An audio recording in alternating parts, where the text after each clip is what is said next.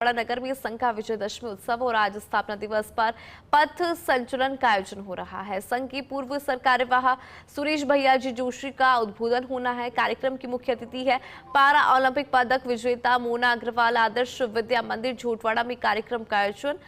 जयपुर से लाइव तस्वीरें हम आपको दिखा रही हैं टेलीविजन स्क्रीन पर। आपको इस कार्यक्रम की मुख्य अतिथि और हमारी पैरा ओलंपिक पदक विजेता मोना अग्रवाल नजर भी आ रही होंगी। आदर्श विद्या मंदिर झोटवाड़ा में ये भव्य कार्यक्रम स्थापना दिवस पर पथ संचलन का आयोजन। इसके अलावा देखिए इस कार्यक्रम के अंदर संघ की पूर्व सरकार्यवाह सुरेश भैया जी जोशी का उद्बोधन यहाँ पर होना है।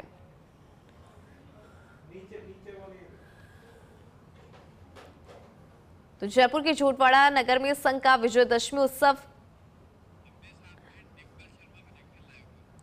और अधिक जानकारी लेंगे हमारे साथ हमारे सहयोगी डिंपल शर्मा जुड़ चुकी है। डिंपल, अगर बात करें संघ की, क्योंकि आज विजयदशमी उत्सव भी मना रहा है, अपना स्थापना दिवस भी मना रहा है, जयपुर के झोटवाड़ा से तस्वीरें भी हम देख पा रहे हैं, अपडेट सलाह दीजिए।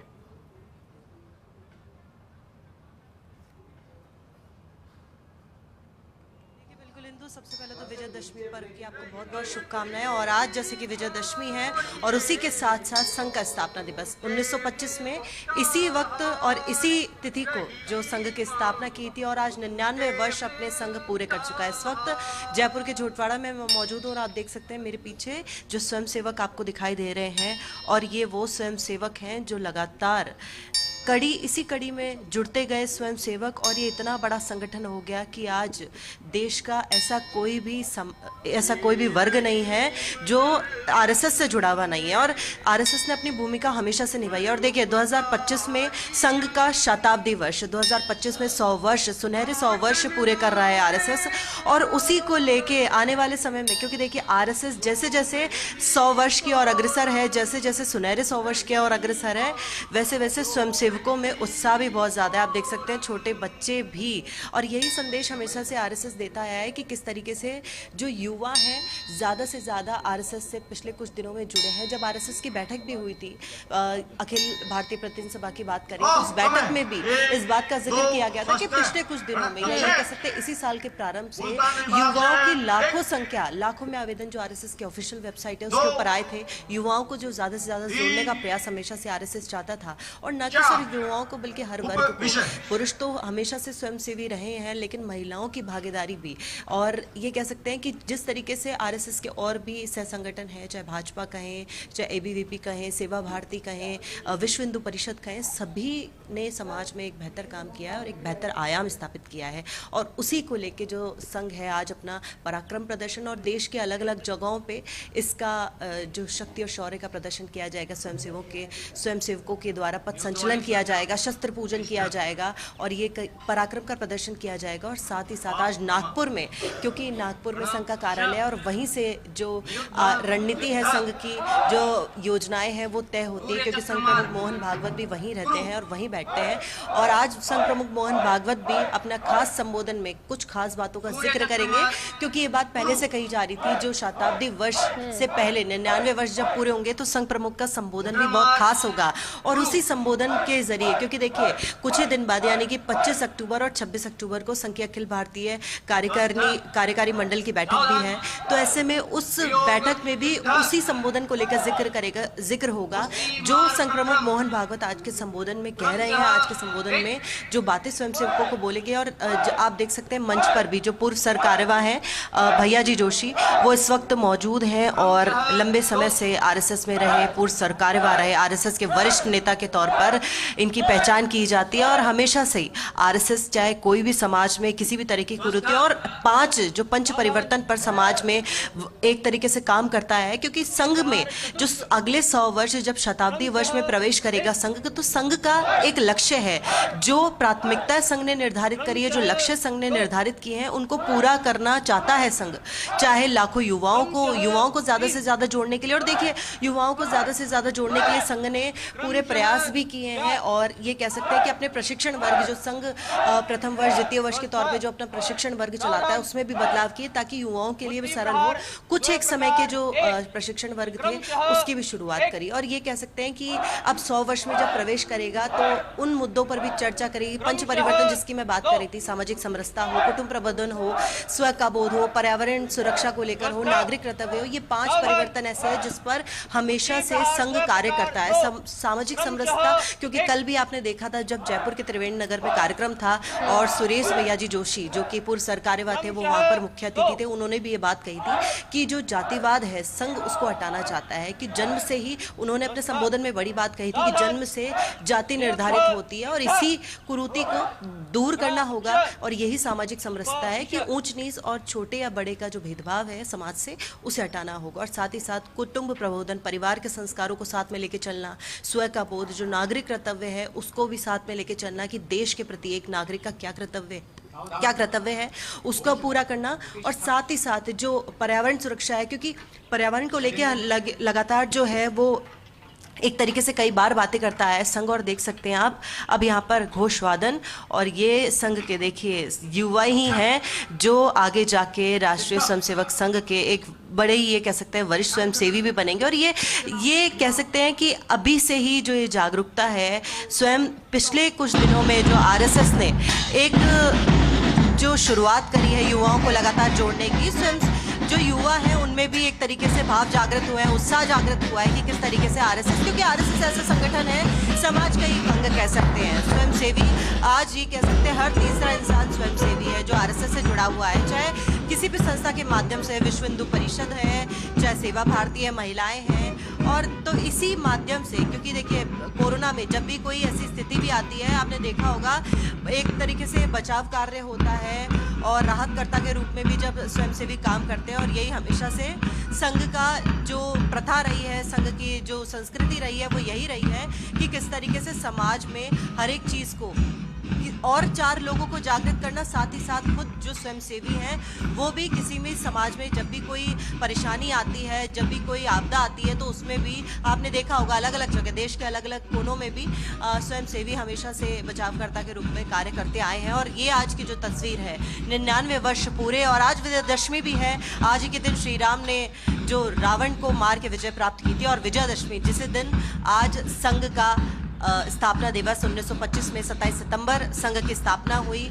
और अगले वर्ष 2025 में संघ को 100 वर्ष पूरे हो जाएंगे। और ये कह सकते हैं कि अभी तक संघ का जो उत्साह था वो इसी चीज़ को लेकर था कि 2025 में संघ प्रमुख मोहन भागवत ने कई बार ये बात कही कि किस तरीके से आने वाले समय में जो संघ के लक्ष्य हैं, जो संघ ने लक्ष्य निर्धारित करे हैं, उनको पूरा करना ही संघ का मुख्य उद्देश्य है। और यही चीज़ हमेशा से संघ प्रमुख मोहन भागवत और आरएसएस के जितने भी वरिष्ठ नेता हैं उनके हमेशा संबोधन में सुनाई दिखी भी। और देखिए हाल ही में जब भाजपा के लिए भी अगर बात कही जाती है, वैसे राजनीतिक तौर पे हमेशा से नकारता है संघ की, उनका कोई ये कह सकते हैं उनका कोई उससे नाता नहीं है, लेकिन फिर भी एक तरीके से मदर ऑर्गेनाइजेशन के तौर पे जब भी भाजपा ने प्रचंड जीत हासिल करी है, जब भी चुनाव में ऐतिहासिक जीत हासिल हुई है, तो जाहिर तौर पर जमीनी स्तर पर आरएसएस का महत्वपूर्ण और सबसे बड़ा योगदान रहा है, क्योंकि आरएसएस घर घर जाकर जन जन तक पहुंचकर एक तरीके से काम करता है और प्रभाव भी अपना बनाता है। और जिस तरीके से प्रभाव अपना बनाया पिछले कुछ दिनों में लाखों की तादाद में युवा जुड़े,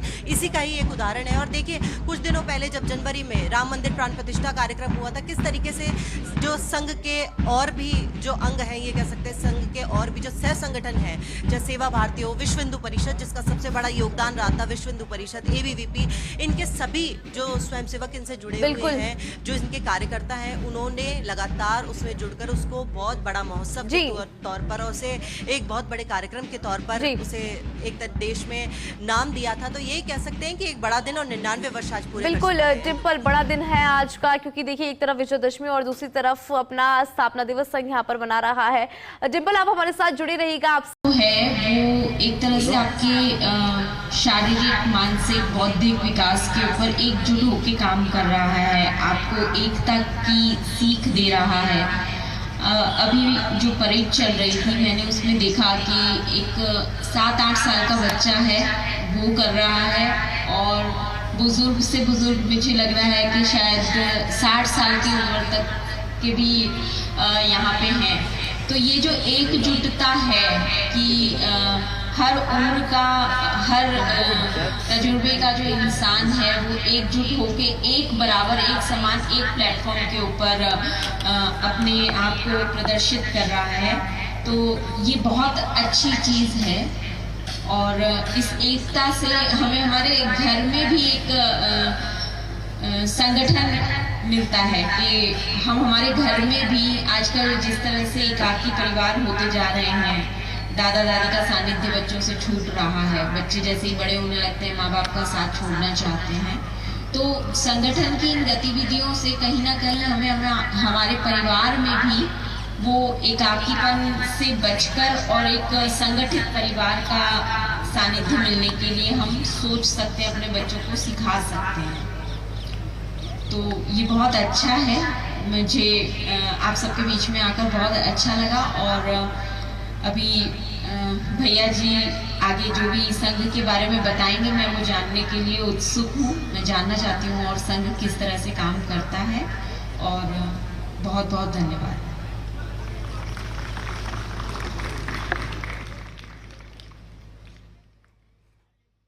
तस्वीरें हम आपको दिखा रही हैं नागपुर से, जयपुर से, जोधपुर से। फिलहाल आपकी जो कार्यक्रम की मुख्य अतिथि है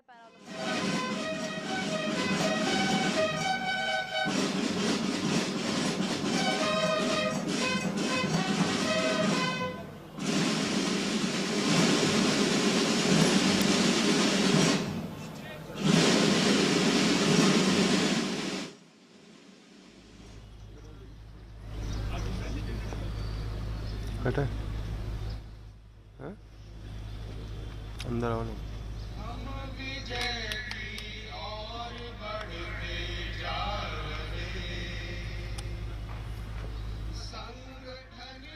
तो 3 खास तस्वीरें नागपुर से, जयपुर से, जोधपुर से हम आपको दिखा रही हैं। ये लाइव तस्वीरें, क्योंकि आज जो देखिए देश के अलग अलग कोने से एक ही तस्वीर नजर आ रही है, वो इसलिए क्योंकि आज का दिन बेहद खास, एक तरफ विजयदशमी और दूसरा स्थापना दिवस मना रहा है संघ।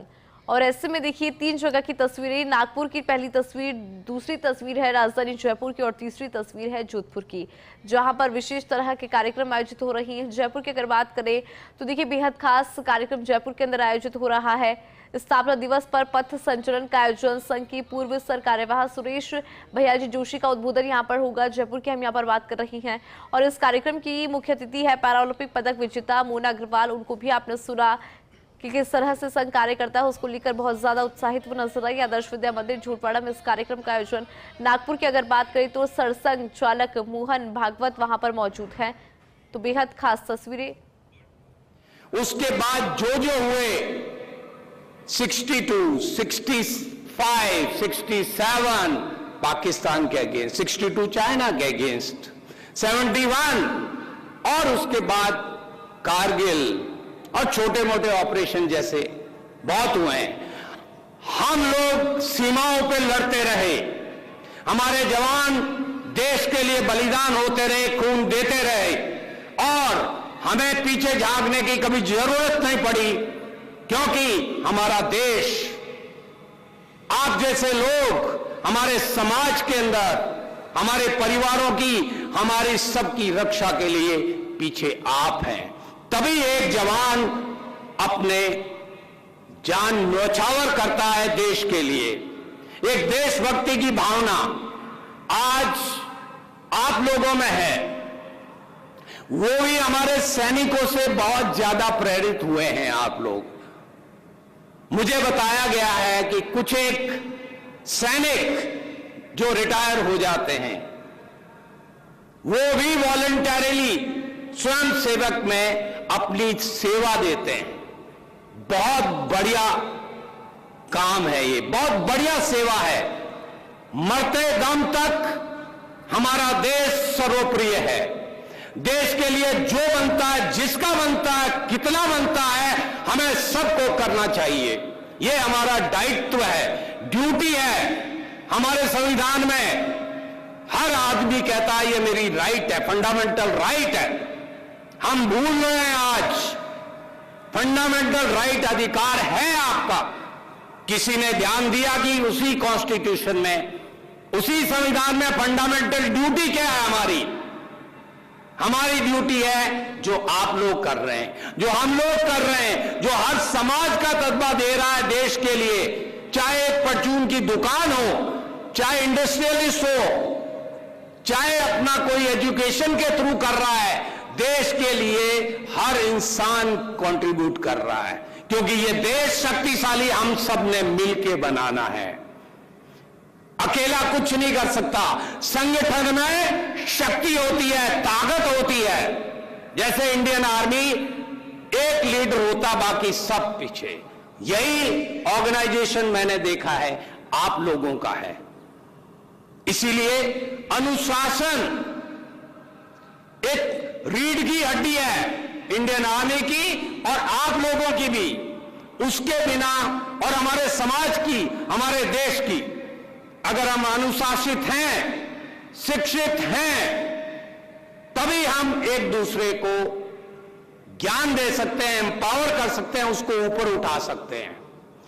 हमें कभी भी ध्यान रखना है, अभिमान को कभी आने नहीं देना है और स्वाभिमान को कभी जाने नहीं देना है, क्योंकि अभिमान कभी आपको उठने नहीं देगा और स्वाभिमान कभी भी आपको बैठने नहीं देगा। हर शक्ति की आराधना का पर्व है।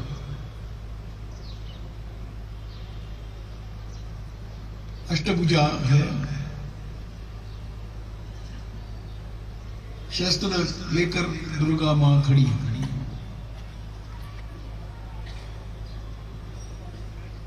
हमारे सभी देवी देवताओं के हाथों में शस्त्र रहते हैं।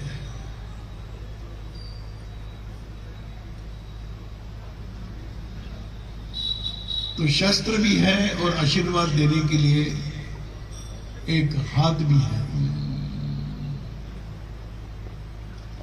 शस्त्र उन असुर शक्तियों को संकेत देता है और वर्ग देने वाला, आशीर्वाद देने वाला हाथ सामान्य जनों को एक विश्वास निर्माण करता है। ऐसे 9 दिनों का ये पर्व आज उसके समाप्ति के इस पर्व के साथ और कई प्रकार की धार्मिक पौराणिक बातें जुड़ी हुई थी।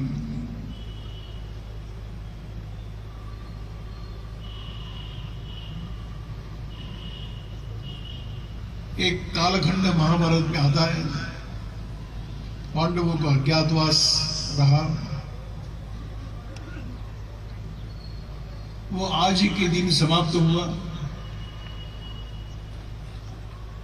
और अब संघर्ष करना है, अधर्म के विरुद्ध लड़ना है, तो शस्त्र रखे हुए थे को निकालना है। इसलिए पांडवों ने आज के दिन शस्त्र पूजन करते हुए असुरी शक्तियों के साथ संघर्ष करने का संकल्प लेकर वो चले। आज ही का वो दिन है कि भगवान राम श्रीलंका पर गए, रावण का संहार किया। अपने साम्राज्य के विस्तार के लिए तो नहीं गए। अगर स्वयं के साम्राज्य के विस्तार के लिए जाते तो विभीषण का राज्याभिषेक नहीं करते। अगर रावण सीता जी का हरण नहीं करते तो भगवान राम को लंका जाने की आवश्यकता भी नहीं करती।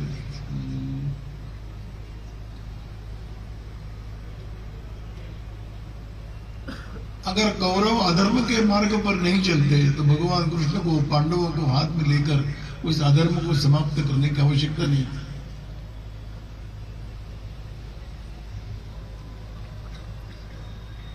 इसलिए यहां पर ये सारे संकेत हमको जो मिलते हैं कि रक्षा के लिए शस्त्र उठाना है, आक्रमण के लिए नहीं। शस्त्र हाथ में रहते हुए संयम रखना इतना आसान नहीं, परंतु भारतीय संस्कृति में, परंपरा में शस्त्र का सम्मान भी है और शस्त्र हाथ में रखने वालों के लिए एक संयम भी है, एक संतुलन भी है।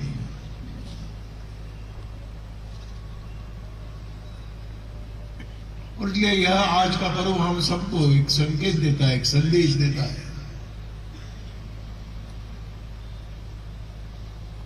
कि धर्म अधर्म के युद्ध में धर्म के पक्ष में खड़े होकर सत्य और असत्य के क्षेत्र में सत्य के समर्थन में खड़े हो, न्याय अन्याय के संदर्भ में न्याय के पक्ष में खड़े रहे, धर्म अधर्म के क्षेत्र में अधर्मी शक्तियों के विरुद्ध खड़े रहे। देवासुर संग्राम में देवताओं की शक्ति के साथ हम खड़े रहे। इस प्रकार के विजय की आकांक्षा मन में रखकर चलना है। आज भी असुरी शक्तियां, अधर्मी शक्तियां सक्रिय भी है और विद्यमान भी है। इन शक्तियों के साथ संघर्ष करते हुए अपने देश और समाज की रक्षा करना ये हर देशभक्त का दायित्व बनता है। इस प्रकार का ये संदेश आज के इस उत्सव का। संघ की स्थापना भी आज ही के दिन हुई।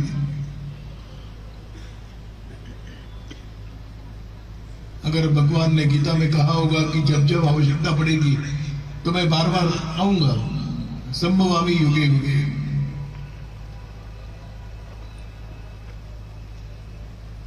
आज के इस कलियुग के कालखंड में ईश्वर मानव रूप लेकर आएंगे कि नहीं पता नहीं, लेकिन ये कहा गया कि कलियुग में संगठित शक्ति यही ईश्वर का रूप है। संगव शक्ति कलियुगे, और इसलिए इस प्रकार का संगठित शक्ति का निर्माण करना ये ईश्वर का ही कार्य है। वो सब करने में हम सब लोग लगे हुए हैं। इस वर्ष के और कुछ विशेष महत्व है। आज से 500 वर्ष पूर्व प्राय आक्रांताओं के साथ संघर्ष करते हुए इस समाज की रक्षा करने के लिए रानी दुर्गावती का जन्म हुआ था। उनके जन्म को इसी वर्ष 500 वर्ष पूरे हो रहे हैं।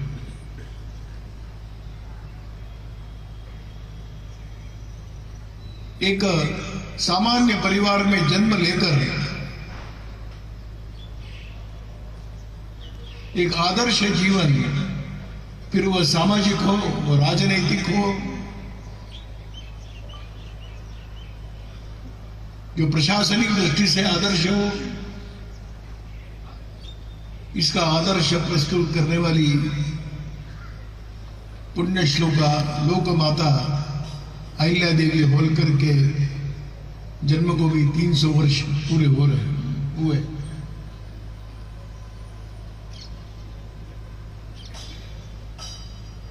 बिरसा मुंडा जनजाति क्षेत्र में नेतृत्व करते हुए अंग्रेजों के साथ संघर्ष करते हुए लड़े चले। आने वाले दिनों में उनका भी सार्ध शताब्दी मतलब 150 वर्ष पूरे होने जा रहे हैं। जिनको विजय के मार्ग पर चलना है, ऐसे महापुरुषों का स्मरण एक ऊर्जा शक्ति प्रदान करता है। विशेष रूप से अहिल्या देवी के बारे में अगर हम सुनते हैं, पढ़ते हैं, सब प्रकार की सामाजिक विषमताओं को समाप्त करने का प्रयास है।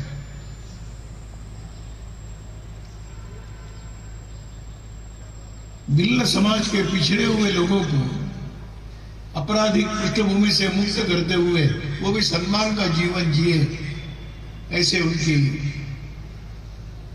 परिवार चलाने की क्षमता को बढ़ाने का प्रयास किया। अपने अपने राज्य की सीमाओं के बाहर हिंदू समाज के श्रद्धा और भक्ति के केंद्र बने हुए मंदिरों का जीर्णोद्धार किया। कि वो सोमनाथ का मंदिर हो, काशी विश्वनाथ का मंदिर हो,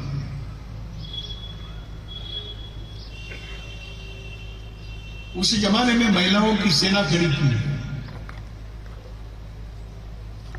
70,000 उनकी महिला सैनिक थी, युद्ध पर जाने के लिए तैयार रही। महिलाओं को स्वावलंबन की दिशा में ले जाना है, इसलिए उस समय प्रयोग किए हुए हैं। इस प्रकार का सर्वसमावेशक जीवन अहिल्या देवी का शिव की भक्त थी। और इसलिए जब राजकारभार संभाला तो हमेशा हर बात वो कहती थी कि मैं शंकर की आज्ञा के अनुसार ये कर रही हूं।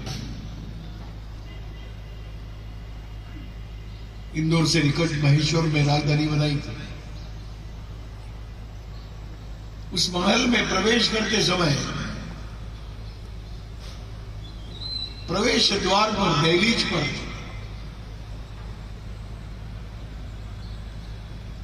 तुलसी पत्र रखकर कहा कि यह समर्पित है, ये मेरा नहीं है।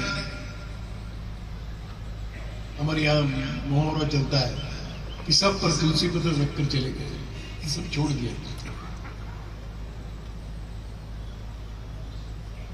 इस प्रकार का एक श्रेष्ठ प्रशासन, श्रेष्ठ जीवन, श्रेष्ठ शौर्य, पराक्रम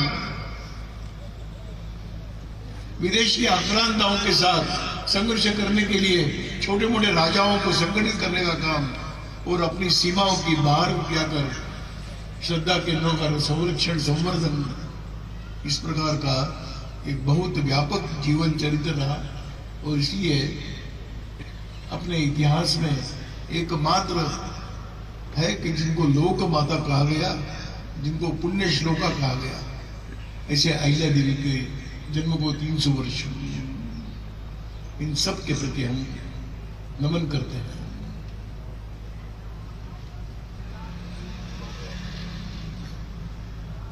भारत इतना बड़ा विशाल देश,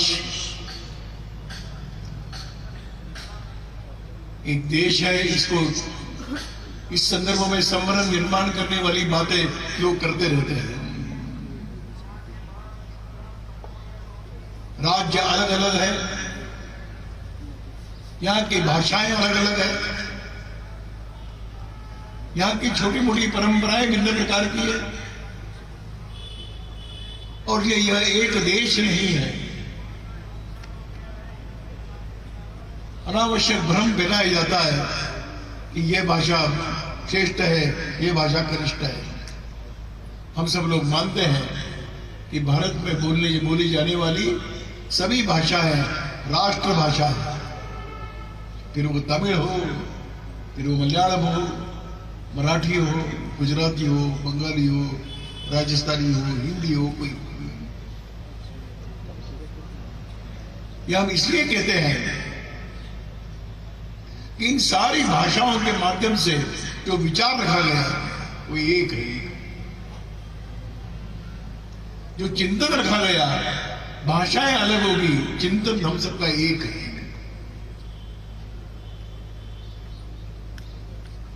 डॉक्टर बाबा साहेब अम्बेडकर जी ने संविधान का निर्माण किया अपने सहयोगियों के साथ मिलकर। वो संविधान के प्रारंभ में डॉक्टर बाबा साहेब लिखते हैं कि हम भारत के जन, we the people of Bharat. ये वी द पीपल क्या होता है? ये इसी एक शब्द में कश्मीर से लेकर कन्याकुमारी तक, पश्चिम से लेकर पूर्व तक फैला हुआ ये विशाल देश एक है, यही संदेश है। विविधता भेद का कारण नहीं। भारत माता की जय का नारा के भाव सभी राज्यों में, सभी भाषा भाषियों में सभी जाति बिरादरियों में, सब प्रकार के सामाजिक स्तरों में एक ही भारत माता की जय, ये उद्घोष है।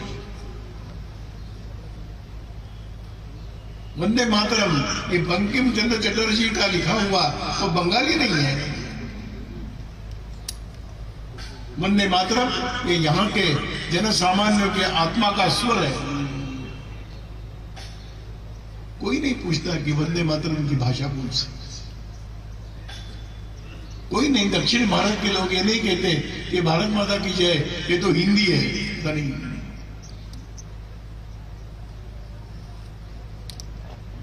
इस प्रकार का इस एक देश अगर इसके बारे में कोई संभ्रम निर्माण करने का प्रयास करता है कि राज्य अलग अलग है, इनके आपस में लड़ाइयां हैं, भाषाएं अलग है, आप एक नहीं हो, इस संभ्रम से समाज हमेशा जागरूक भी होना चाहिए, इस संभ्रम से मुक्त भी होना चाहिए और कश्मीर से लेकर कन्याकुमारी तक एक देश, एक समाज, एक जन, यही तो संगठित शक्ति का रूप बने। हम मानते हैं कि हमारी समाज के अंदर ही कुछ दुर्बलताएं हैं, उन दोषों से भी मुक्त करना है। कई प्रकार की जाति बिरादरियों में समाज बटा हुआ है। अपने आप को किसी एक जाति का मानता है। जन्म के आधार पर जातियां निर्धारित होती हैं, जबकि ये अपने चिंतन के विपरीत है।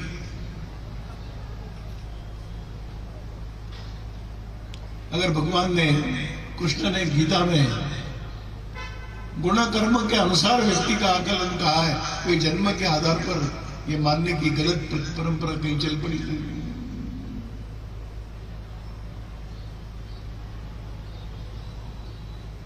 जन्म कहां पर लेना यह हम किसी के हाथ में नहीं है। जो चीज हमारे हाथ में नहीं उसको आधार बनाकर अन्य जाति बिरादरी के साथ अनुचित व्यवहार करने का अधिकार हमको किसने दिया है?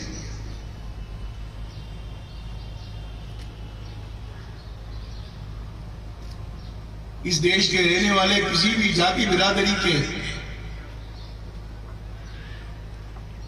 हम कई बातें हमारी सबकी एक है कि हमारे तीर्थ क्षेत्र किसी जाति बिरादरी के,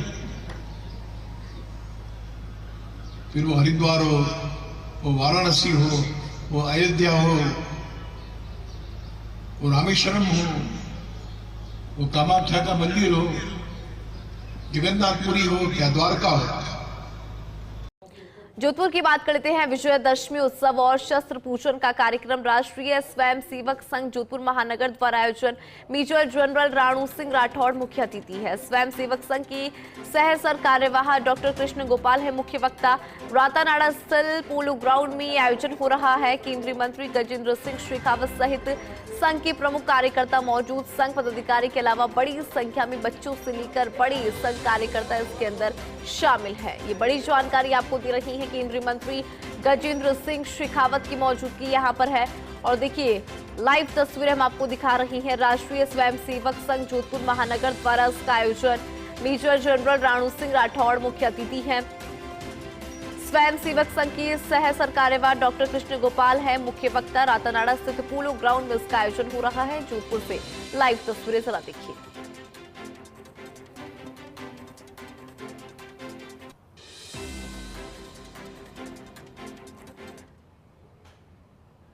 जोधपुर से लाइव तस्वीरें हम आपको दिखा रही हैं।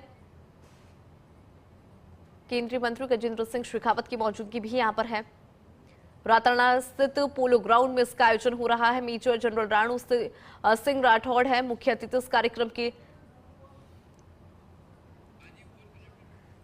अधिक जानकारी लेंगे हमारे सहयोगी और रेजिडेंट एडिटर राजीव गौड़ हमारे साथ जुड़ चुके हैं। राजीव, देखिए तस्वीर हम देख पा रहे हैं कि किस तरह से आज अलग अलग कार्यक्रम हो रही हैं। जोधपुर की अगर बात करें तो यहाँ पर भी विशेष कार्यक्रम, जानकारी जरा दीजिए इस कार्यक्रम को लेकर। देखिए, राष्ट्रीय स्वयंसेवक संघ का स्थापना दिवस है। आप समझ सकते हैं विजयदशमी पर्व हर साल की तरह उसे उत्साह, उमंग और श्रद्धा के साथ मनाया जा रहा है। देखिए, यहाँ जिस तरीके से विजेंद्र राणू सिंह है या सरकार शशि गोपाल हैं, वो यहाँ पहुंचे हैं और ऐसे में अनुशासन और सिद्धांतों से लबरेज, ये संघ की परंपरा है कि कोई छोटा नहीं, को बड़ा नहीं से बराबर। और इसीलिए इस वक्त केंद्रीय मंत्री गजेंद्र सिंह शेखावत कम से कम 8वीं पंक्ति में जाकर के बैठे हैं, जिससे एक डिसिप्लिन होता है, एक अनुशासन होता है, उसकी यहाँ देखने को मिल रही है। बहुत बड़ी बात है कि इस पोलो ग्राउंड मैदान के अंदर ये कार्यक्रम शुरू हो चुका है। शस्त्र पूजन की परंपरा रहती है और विजयदशमी के अवसर पर ये आयोजन पूरे राष्ट्र में किया जाता है। कहीं 2 दिन का होता है, कहीं 3 दिन का होता है, लेकिन जोधपुर में पोलो ग्राउंड मैदान में इस वक्त लगभग 10,000 संघ के जो कार्यकर्ता हैं वो समर्पण भाव से जुटे हैं। जी ठीक है, बहुत शुक्रिया राजीव, पूरी खबर पर विस्तार से जानकारी साझा करने के लिए।